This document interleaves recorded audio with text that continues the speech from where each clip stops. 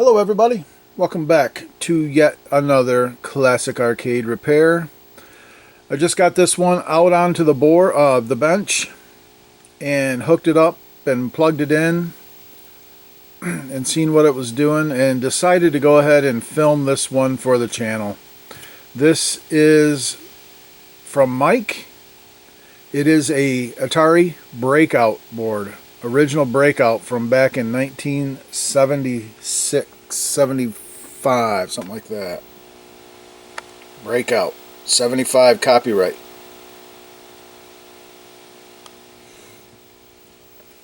I've got it hooked up and there's no sync.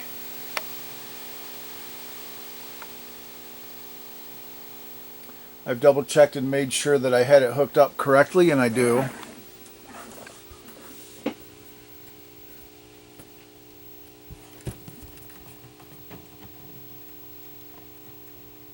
Yeah. We got 4.85 volts on the 5-volt rail. I will be doing the maintenance on this thing. I'll be replacing this and cleaning the board up and everything.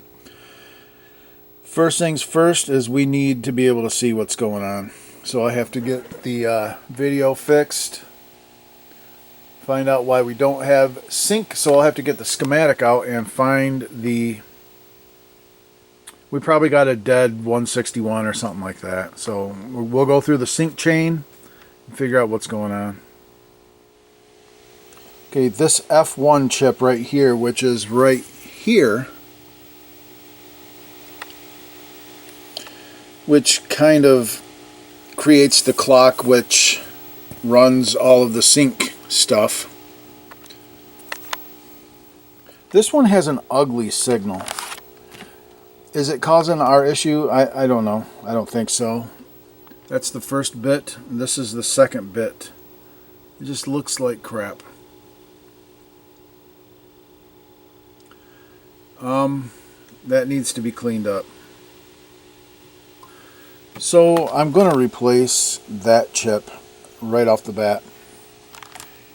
And everything else, all of the signals off of the sync 161s look okay. So we'll have to move out from there. Check this 175 that's got sync, and oh yeah, that's got horizontal sync and vertical sync stuff. So J1 175, we'll have to look at that. J1 175. That's this guy. There's the clock. And that's a goofy looking clock,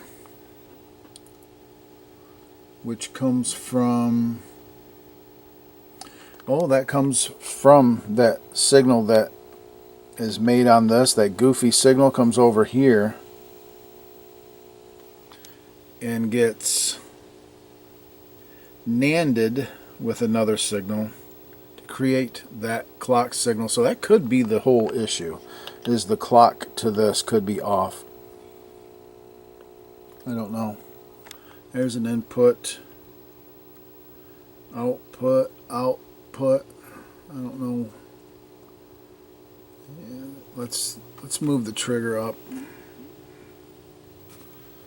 Okay. Output, output. The input's just low here, which that looks okay. I mean, the chip's good. I don't know if the output and input are good. Okay.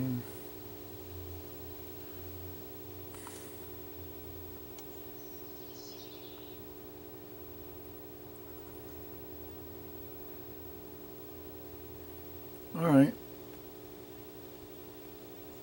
That chip doesn't look terribly bad. I mean, I don't think that's a problem. First things first, I want to change this and clean this chip up. Clean that signal up. I think that's job number one. Okay, I replaced that part, and it did clean that signal up a ton. So it looks a lot better. I took the liberty of replacing this one too because I didn't like the way that the first bit looked. It was doing this. It was going up and down. So I just replaced that one too. Still same thing. No sync. And I did hook that up to a black and white monitor as well, and same thing, no sync. So it's not the monitor, it's the board. And I got looking up here, I kind of following the video signal. If I can find it, that's not it. This is it. Okay. Kind of following the video signal here. Right here's the video output. You can see it goes through a 10 microfarad capacitor and a diode, right? A diode. That diode is right here. Let me get a pointer. That diode is right there. And if you can see what I just noticed, number one, there's a broken cap right here. That's not so concerning, but this resistor's broke. And that is a orange red, which is a 332 3.3K. 3.3K. So let's look for a 3.3K resistor.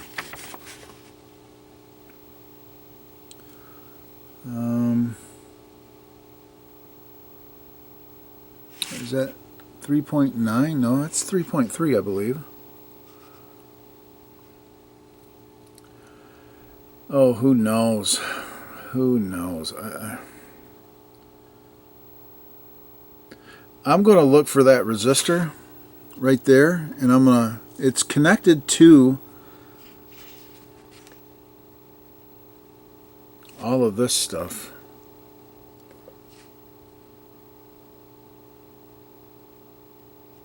Anyway, I'm going to find out exactly what it is. If it's this pull-up, I don't think that's going to... I don't see where that would make it unwork.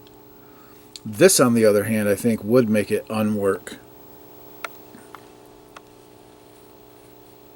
That signal right there, if it's missing. So let's find out what this resistor is that's broken. That guy right up there in the corner.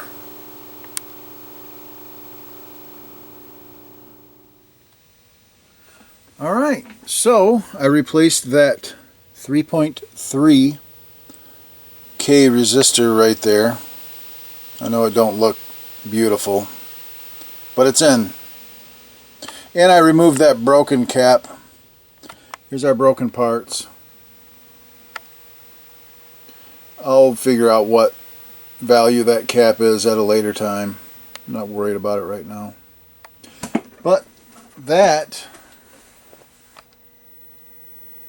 made it better. We have horizontal sync. Now the vertical sync is a little goofy.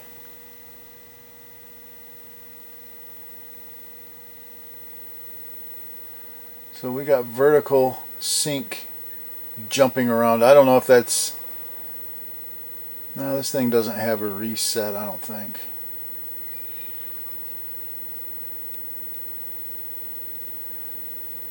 So...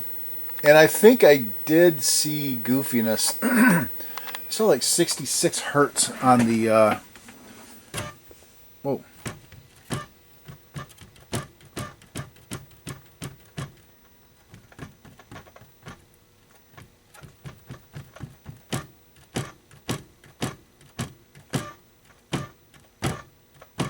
Oh yeah, I got to get that cap put in there, don't I?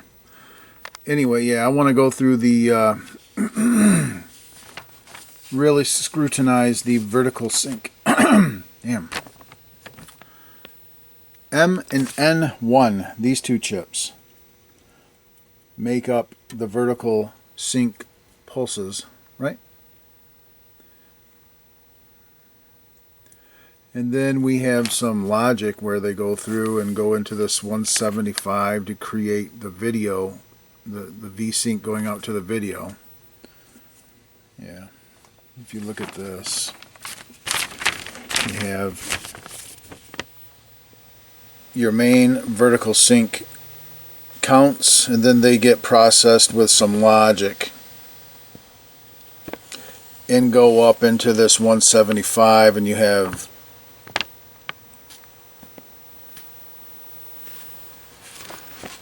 vertical sync comes out,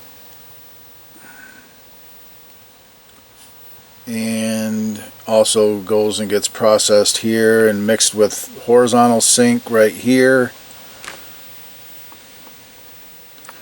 So we really need to scrutinize the 175 back. All of this logic that is connected to the vertical sync. And yeah, just look it over. Make sure everything's looking okay. Because I think I'm going to have to get the little scope turned back on. Actually, I think I'm going to get my the big scope. That, because that's more accurate than the little scope. I want to really dial in, and I might have to do some analyzing anyway on some of these. But I really want to dial in on the frequencies of these bits, and the little scope just don't cut it. The little scope's good for looking at signals, but it's not really good for really honing in on frequencies and what's really going on. So it's kind of one of the limitations of the little scope. It's convenient, but it's not really that good, to be honest. I'm just being honest. So, all right, get to it. All right, I did a little maintenance. I replaced the regulator. I replaced the two diodes because they were kind of Frankensteined in there. And one of them shorted on me and blew up, so I removed and replaced both of them. I replaced the two 161s that were in the vertical count, but I don't think those were a problem at all. I replaced them anyway. I think the whole problem with this was up here in the power. And you can see where I made sure I had a good solder joint right here on this. This is the current pass resistor, helping resistor basically. Supplies current to help out the regulator. I redid some of the solder on the back side. I straightened up, cleaned up this work up here a little bit. Just kind of cleaned up that area anyway. I actually washed the board. It was really, really dirty. I mean, it was amazing how much dirt came off this board. I replaced this cap. It was a .01. Remember, that one was broke. I replaced that. That quieted down the sound and took all the weirdness out of it. But, and you know what? I did not check my voltage after replacing that regulator. Let's do it. Let's try to do this. Anyway,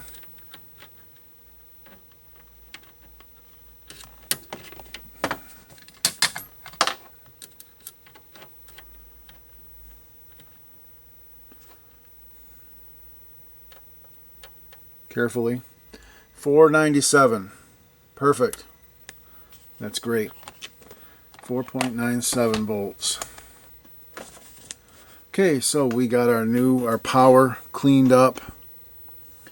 I made sure that I had a good solder joint where this filter is filtering. And anyway, I got that all cleaned up, got the power straight, and it is rock solid picture now. So we're there. We're to that. We're missing all of our bricks. There's no bricks. You know, there's supposed to be a block of bricks right here. There are no bricks. But the good news is I do have some sounds, and it plays a little bit. If I coin it up and hit start, I can move the paddle if you can see that. So that works. I can hit serve and try to hit the ball, and I missed it, and I think I might have turned it down. I'll try to turn the volume up.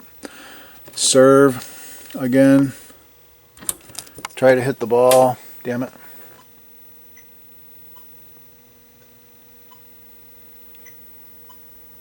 And the pot just does not work well at all. It's got problems.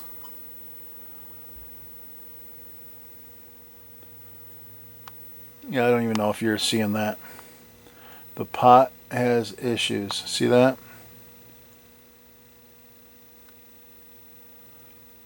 Yeah.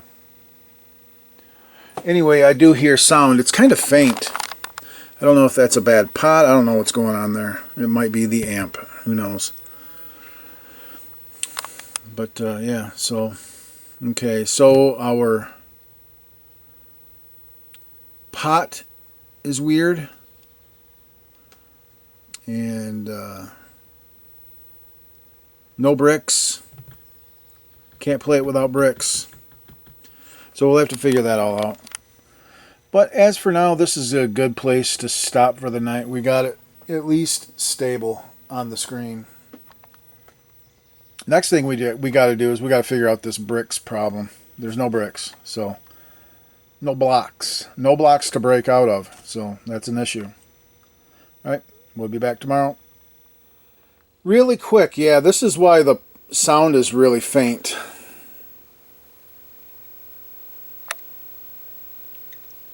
The pot's broke. That's a 10K pot. I got those all day long. I'll put a new pot in it. And this 4016 with all of this monstrosity of a mess here, I believe is involved in the paddle.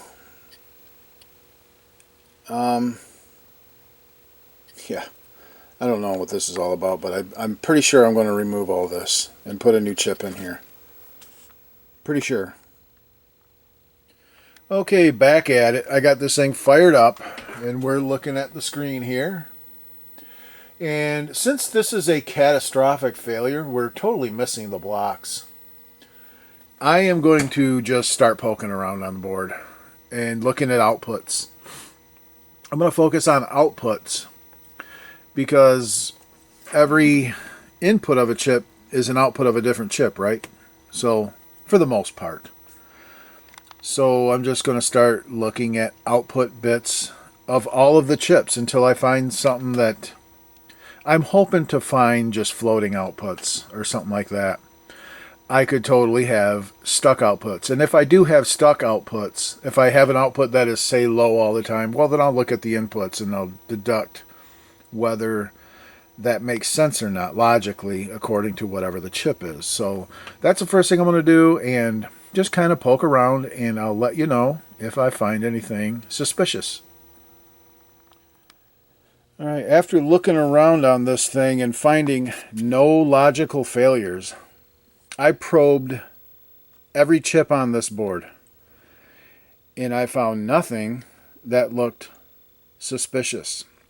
So I was like, okay, what's going on here? Let's look at the schematic, find out the brick part of the schematic. Right here we have brick display. Brick display, okay? I've probed this. I've got signal coming out of pin 6. This chip works fine.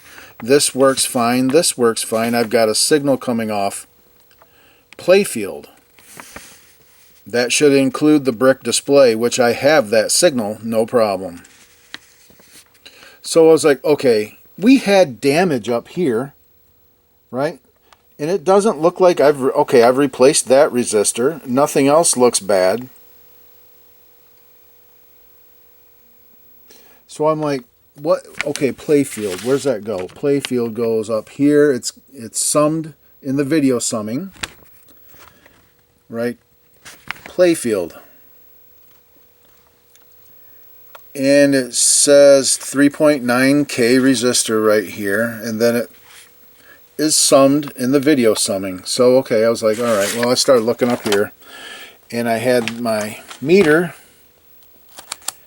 And I am simply going through, and you know what I'm going to do? Let me set up the camera and we'll probe around this video area and see if we can find anything.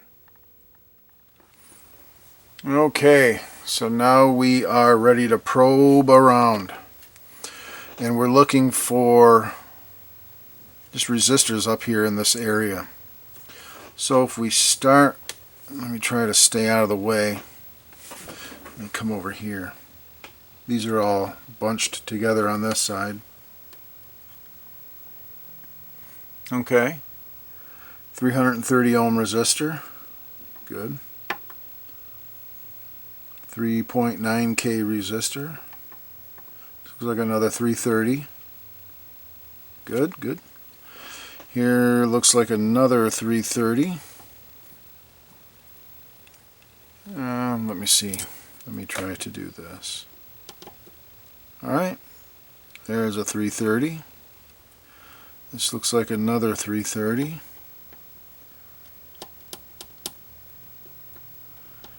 Okay.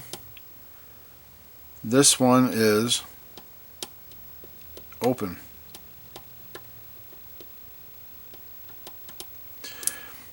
Okay.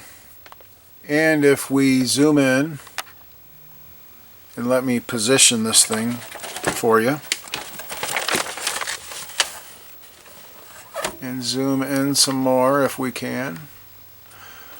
Okay. And if I take this and just go like this, check this out.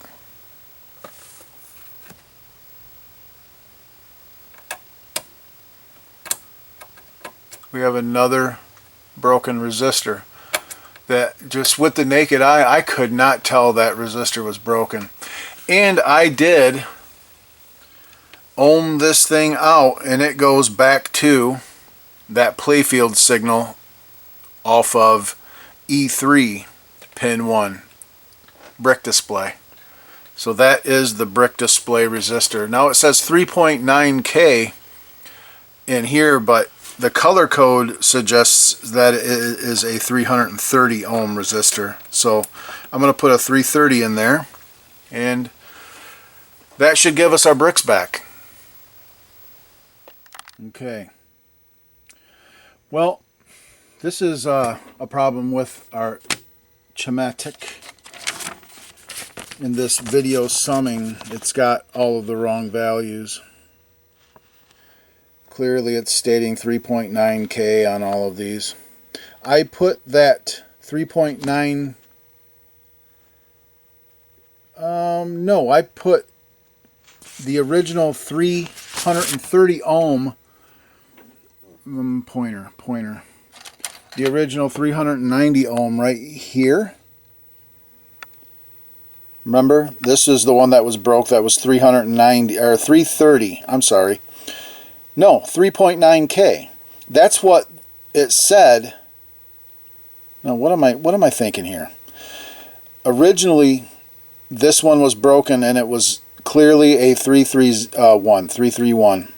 So I put a 331 in here, and I turned it on, and it was totally goofy. Not that it was goofy, but the video would not sync, and it was rolling and being weird. And I was like, okay, what's going on here?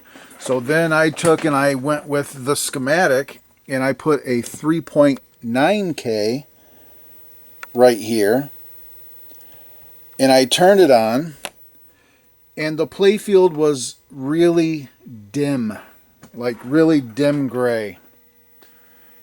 And I said, okay, well, I remember I thought that this one that was broke, the first one that was broke, was a 3.3K.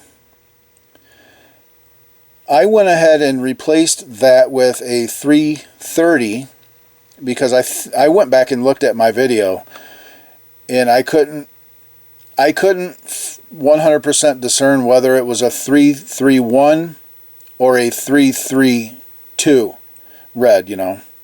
So I said to myself, well, this must be a 330.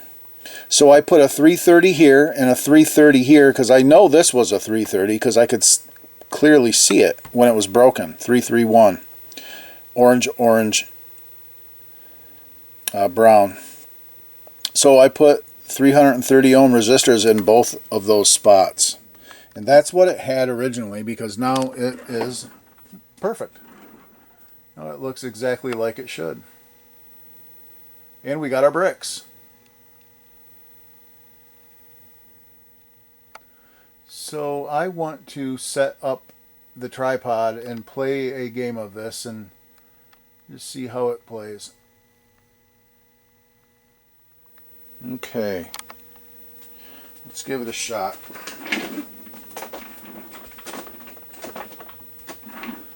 I think I'd take my glasses off. Or, yeah, I don't know. Alright, let's coin. Start. And serve.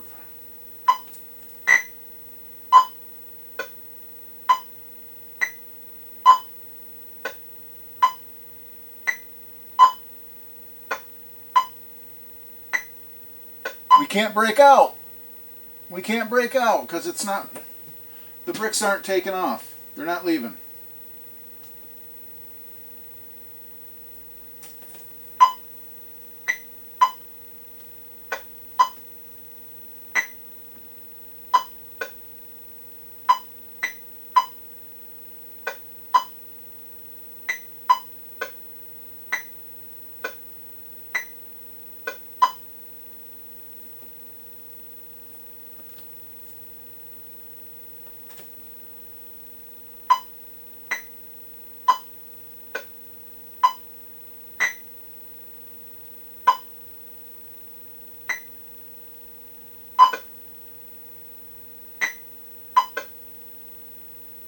Well, I think it's counting correctly, I think. I couldn't really see, to be honest. But that's something I can look back at my video at. Yeah, but the bricks are not disappearing. So that's a problem. And the paddle's a little bit wobbly. I don't really like that. So now we have to look into the bricks not disappearing once they're hit. And there is a signal that is actually called brick hit in here, so we can just follow that stuff and see, make sure that our signals are working or whatever. And then you got to deal with the paddle. So that'll be next. We're making progress. Alright, so getting back to this breakout board. So we have fixed all of this. I got a new pod in there. We got our resistors straightened out, and it's looking good and all that good stuff. But we had a problem where if we watch, let's coin it up, hit start, and hit serve. Oops. And hit serve again.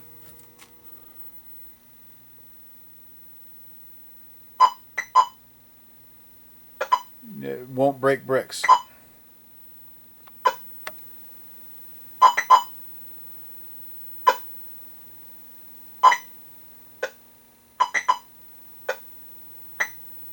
The paddle has kind of fixed itself. I don't know if that's just my pot or what.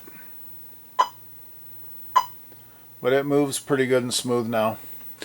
And it looks like it's counting correctly. That's good. All the counters are good. Like I said, I can't really find any logic issues, but to find out what's going on, let's go ahead and just get this back to a tract. And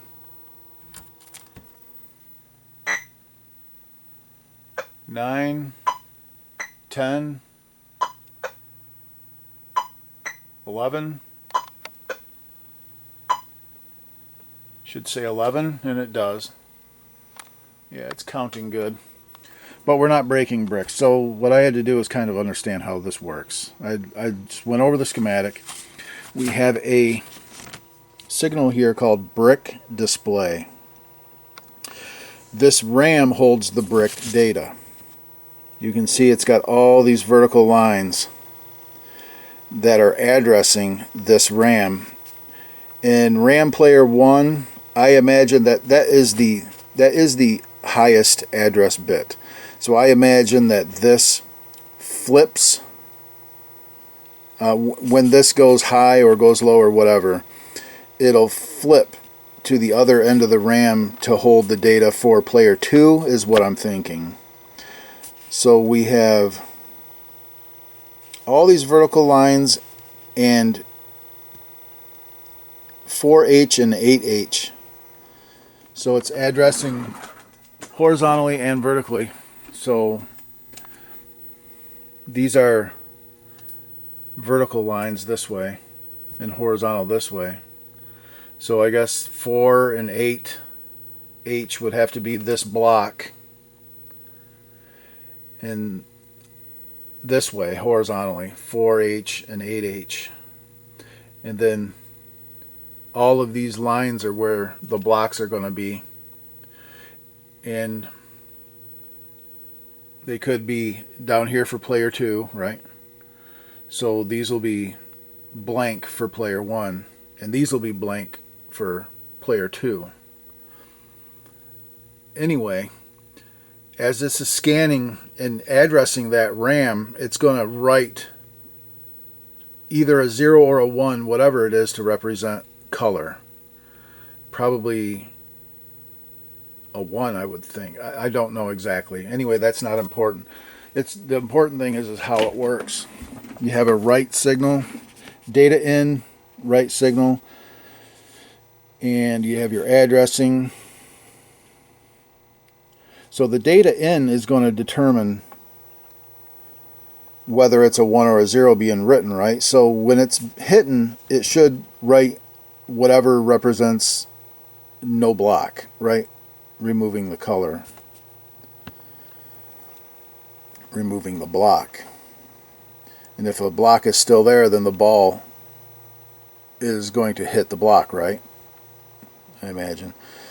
So anyway, I'm looking at this circuitry right here, knowing that. And if we look at data out on pin 6 of the RAM, it looks like this. That is our block, our brick display right there. And data in is on pin 13, which is right here, and it's always 1.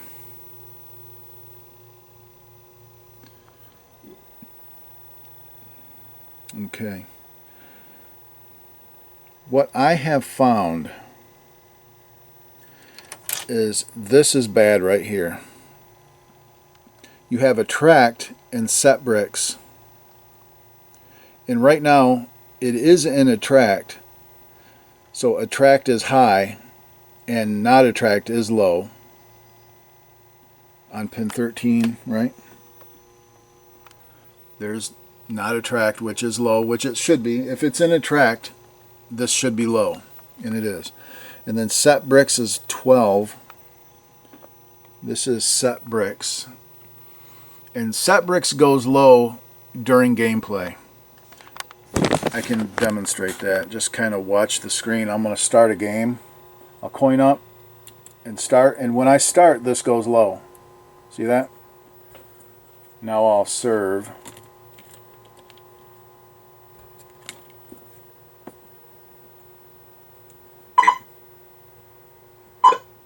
Right?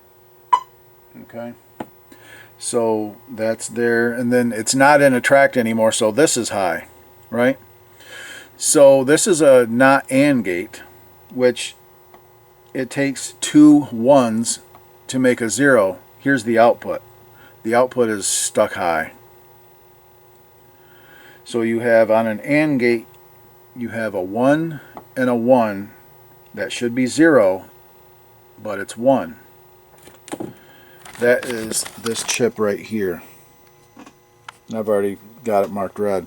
So how this works is attract goes high once it's not in attract, once gameplay is going, And set bricks will go high as well because we're not setting bricks anymore. So 11, pin 11 is a 0 that goes to this guy. This is H3 is a 27, which is a 3 input not OR. And a not OR states if any OR of the inputs are a 1, the output will be 0. Well, the output's always going to be 0 because this is stuck high. So the only way that this has a signal on it is if this signal goes low, it kind of negates itself, right? And it basically leaves the signal up to these two signals, because this one's always going to be low during gameplay. Well, right now, that basically, this being a high all the time, just turns this off. This will never do anything because this is always a 1. So, if that makes sense. So this guy right here needs to be replaced so that this thing will write a different value into the RAM.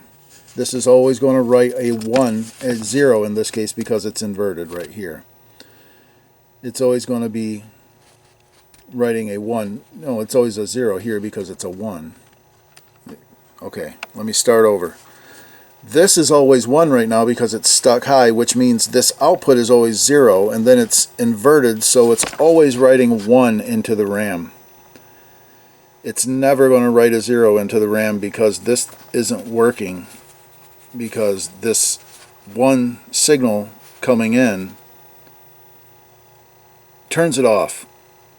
It basically makes it to where it'll only output a 0. So I need to go ahead and replace this guy right here, and then I imagine our bricks will magically start working again. Alright. We're back together. I replaced that part. We're looking good. And I figured out why this paddle would do this nonsense. It's because I was touching like this. I was touching these contacts, and that makes the paddle wobble. If you just hold on to the knob thing here, it won't wobble. Anyway, let's go ahead and give it a shot. Coin and serve.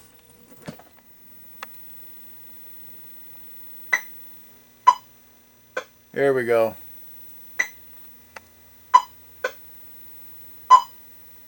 Damn it. Let's go ahead and put the camera on the tripod so that I can try to play this thing decently. Okay, here we go. Play a couple of games anyway.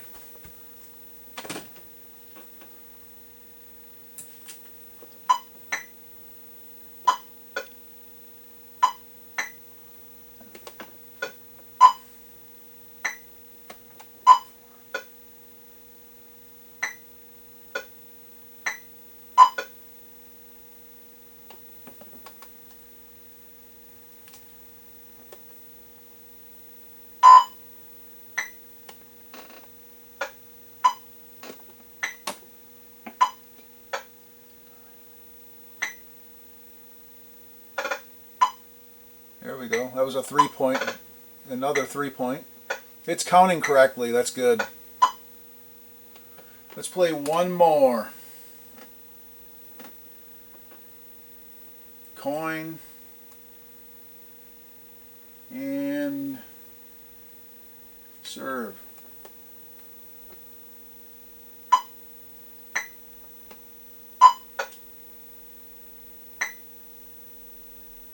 And the ball does, damn it, speed up like it's supposed to as well.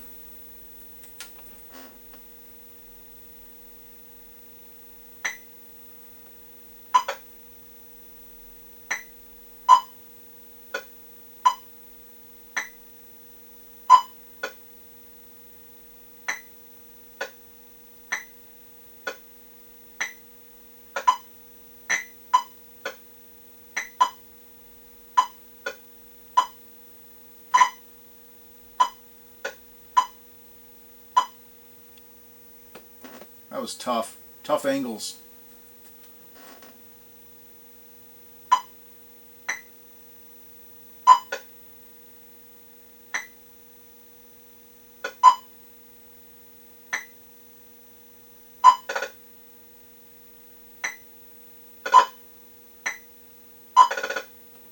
And that's as good as I can do like this. But yeah, there you go. 'Tis fixed. Counting correct. So, what did we do here? This was preventing the bricks from being hit, disappearing once they were hit. I replaced this chip because it had a goofy looking signal. And these were probably not bad, but I replaced them anyway. Up here we had a couple broken resistors and we had a broken pot. These diodes were needed replaced. They actually, one of them, no, they both actually shorted out for whatever reason. I don't know. They both blew out. And I replaced the regulator. We're at 4.97 volts, which is perfect, right where it should be. I washed this board really well. The owner had already recapped it, so I didn't have to mess with that. I messed with the edge a little bit. I fixed the edge a little bit. I straightened it around a little. I resoldered to make sure we had good solder on the power resistor.